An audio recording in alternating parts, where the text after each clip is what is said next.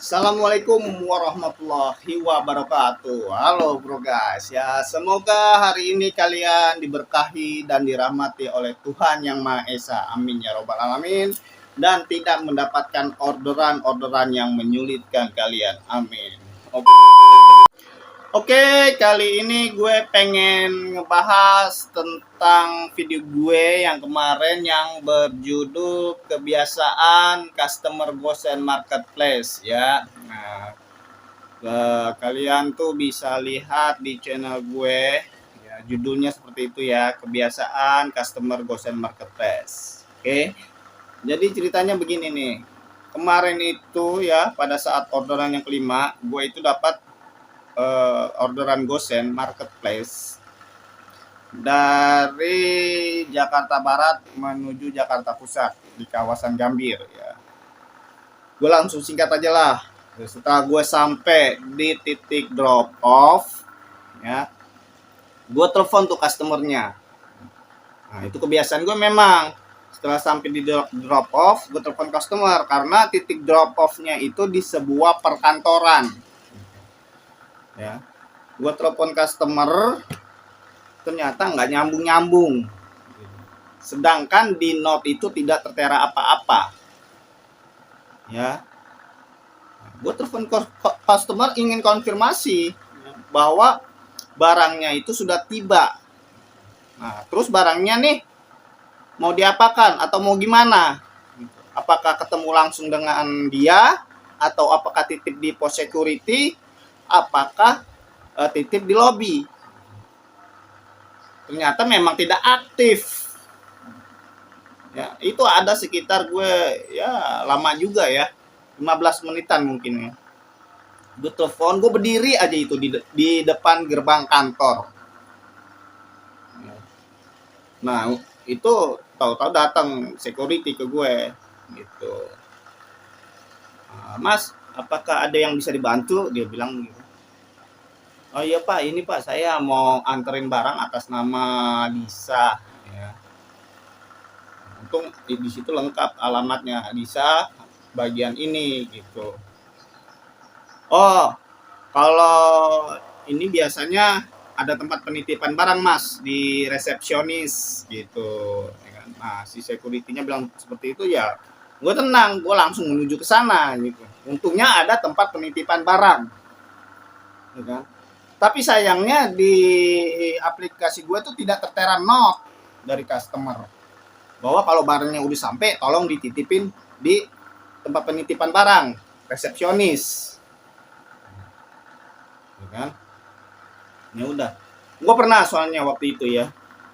Dari daerah Panglima Polim menuju ke Gondang Dia. Gue udah sampai di tempat drop off di Gondang Dia. Nah, ini perkantoran juga. Gue disampai di Gondang Dia, gue teleponin nggak aktif, ya kan? Nggak aktif. Terusnya gue nanya ke security, Pak maaf, ini gimana sih ya kalau prosedurnya cara memberikan barang, gitu, atau cara mengantarkan barang untuk ke kantor ini. Dia bilang, ya biasanya sih mas, kalau ojol-ojol itu yang nganterin barang atau yang nganterin makanan, itu yang mesannya turun ke bawah. Nah, gue bilang ke security-nya, tapi saya teleponin ini nggak nyambung, Pak. Apakah ada tempat penitipan barang di sini, Pak? Kalau ada saya minta tolong aja, Pak. Nah, security bilang, wah di sini nggak ada, Mas. Nggak menyediakan tempat penitipan barang. Itu ada tuh di Gondang Dia. Nah, gue pusing, ya kan? Dan di situ pun tidak tertera note. Ya udah, mau nggak mau gue harus balik lagi ke Panglima Polim. Ya memang sih, ya di saat kita mengembalikan paket lagi ke seller itu argo masuk ke kita, gitu. Ya, tapi kan jatuhnya rugi karena di saat kita balik lagi ke tempat seller itu kan kita nggak dapat apa-apa, gitu.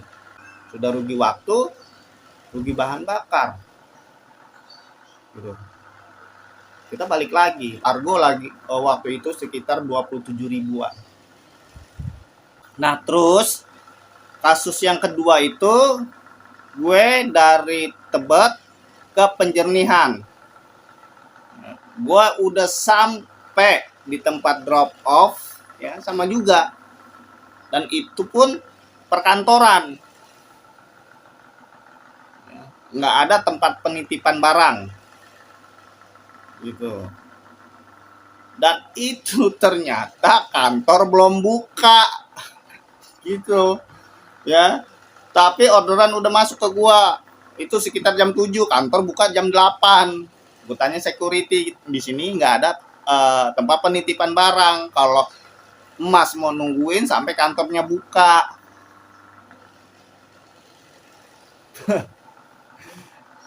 Gue jam 7, kantor buka baru jam 8. Terus orangnya nggak tahu datangnya jam berapa ntar gitu. Orang gue teleponin nggak aktif kok. Ya, di note juga nggak tertera apa-apa. Ya kan?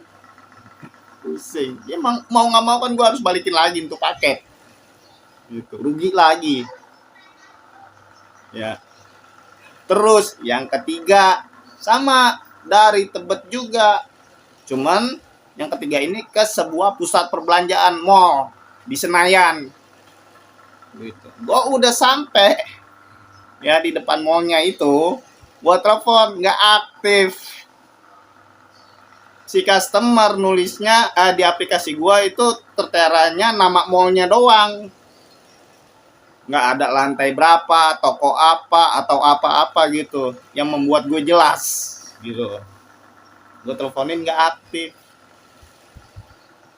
Mallnya udah buka memang gitu ya. Dan ingat sekali lagi itu bahwa kalau driver nih sekarang nih itu ya, untuk nelfon customer nomornya itu pakai hidden number. Jadi itu driver nggak punya alternatif lain untuk menghubungi customer kalau teleponnya tidak aktif atau tidak diangkat. Ya. Karena driver nggak bisa melihat nomor customer sekarang. Tuh. Itu khusus untuk Tokopedia. Kalau Shopee masih bisa tuh, di resinya ada tuh Shopee. Yang nomor teleponnya masih tertera. Jadi kita bisa save. Nah, kalau ada WA-nya ya, kita lewat WA. Kalau telepon biasa nggak diangkat. Ya. Itu tiga kali gue seperti itu. Nah, kemarin 2 hari yang lalu ya, di Jalan Gatot Subroto. Itu sebuah perkantoran juga. Tapi ini bukan gue. Ini rekan gue juga. Sama-sama driver ojol. Ya. Nah, itu kantor memang menyediakan ruang tunggu buat ojol bagi yang ingin mengantarkan barang atau makanan. Tapi itu bukan ruang penitipan gitu. Ketika driver sudah sampai, dia nunggunya di situ, terus hubungi si customernya. Nah, nanti customernya yang nyamperin untuk ngambil barang atau makanan itu. Gitu. Nah, gua waktu itu di situ tuh dapat ke kantor itu. Gua udah selesai, ya kan? Ketemu driver ngeluh, bang, ini customer dari depan tadi gue teleponin nggak aktif nomornya bang, ada notnya nggak? Gue gitu, nggak ada bang, begini doang bang, tunggu di sini katanya. Ambilnya dari mana bang? Gue gituin, dari Kelapa Gading bang. Kelapa Gadingnya di mana? Di Meg. Kan? Udah nggak ada not, nomor teleponnya nggak aktif, gitu. Ya, kalau dia balik lagi kesian juga Kelapa Gading cuy, argonya sekitar 42 ribuan ke daerah Jalan Jenderal Gatot Subroto yang luar biasa macetnya gitu ya. Itu ya, gue mau ngebantu gimana, gue juga mentok gitu. Di situ nggak ada tempat penitipan barang emang di kantor itu ya. Nah, untuk customer ya, gue mohonlah jika ingin menggunakan jasa instan kurir atau delivery instan, tolong handphonenya di standby kan gitu ya, nomornya diaktifkan. Kalau nggak bisa standby nomor atau handphone, tolong tulis di note supaya kita jelas gitu setelah sampai ini barang mau diapakan ya. Kalaupun Anda tiba-tiba mengalami keadaan darurat seperti rapat mendadak atau meeting mendadak, tolong itu yang pertama Anda hubungin siapa kek, security kek atau resepsionis kek, kasih informasi bahwa nanti ada Gojek yang nganterin barang saya dan tolong titip gitu. Atau hubungi messenger Anda untuk mengambil barang nanti ketika kita sudah sampai gitu. Kalau ada keperluan mendadak yang darurat. Kan kalau biasanya kalau meeting itu kan handphone, kita tahu ya handphone non aktif. Oke, kita pahami itu. Dari masalah yang gue dapat ini, gue dapat pembelajaran tuh dari situ tuh ya. Yang pertama, ketika gue mendapatkan orderan marketplace, hal yang pertama yang gue lihat titik, di manakah titiknya, apakah di perumahan, di perkantoran, atau di pusat perbelanjaan. Titik drop off ya, bukan titik pick up. Yang pertama gue lihat itu. Kalau gue lihat di perkantoran atau di pusat perbelanjaan, otomatis itu gue telepon customer-nya sebelum gue pick up barang.